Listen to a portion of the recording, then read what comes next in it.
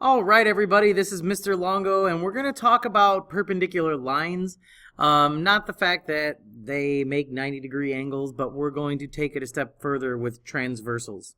First of all, we know that perpendicular lines are lines that form right angles. However, perpendicular is also the shortest path to something. So if we wanted to take the shortest possible path to get from point A to segment BC, we would go straight to it, and that would always create a perpendicular line. So we wouldn't walk to B, we wouldn't walk to C if we wanted to go the shortest possible path. Okay? So again, perpendicular is also the shortest path. So let's expand and talk about transversals. We have already learned that when we have two lines that are intersected by another line, that line that does the intersecting is called a transversal. We have also already talked about alternate interior angles, alternate exterior angles, same side interior angles. But something special happens when we have parallel lines with a transversal. And what happens is all of the angles end up being 90 degrees. And here's why. First of all, we know that this is a 90-degree angle. So vertical angles, of course, are going to also be congruent, or 90 degrees. We know that this is a linear pair, so that angle is also going to be 90 degrees, and so is this one. But then once we jump to the other intersection, this corresponding angle goes here. This lower right corresponding angle is also congruent. And every last one of them ends up being 90 degrees. Okay?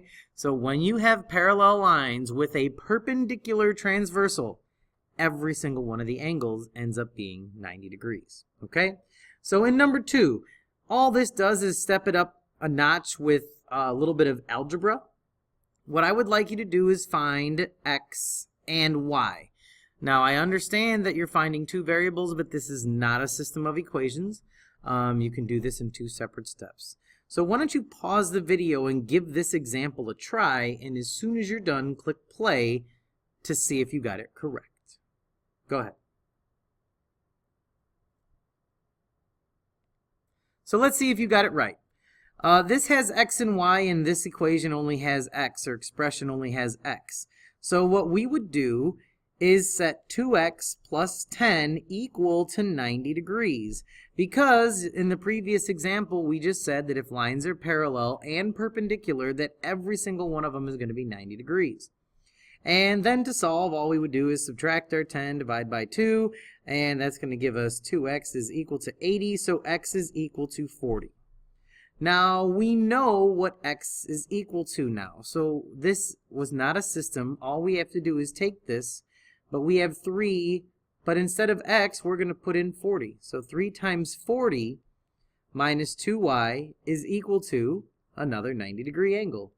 So that becomes 120 minus 2y is equal to 90. Subtract 120 from both sides, and we get a negative 2y is equal to a negative 30, which means y is equal to 15. So if you got 40 and 15, you are good to go. Okay? So that is the special thing that happens when you have perpendicular lines with, or as a transversal to parallel lines. All right?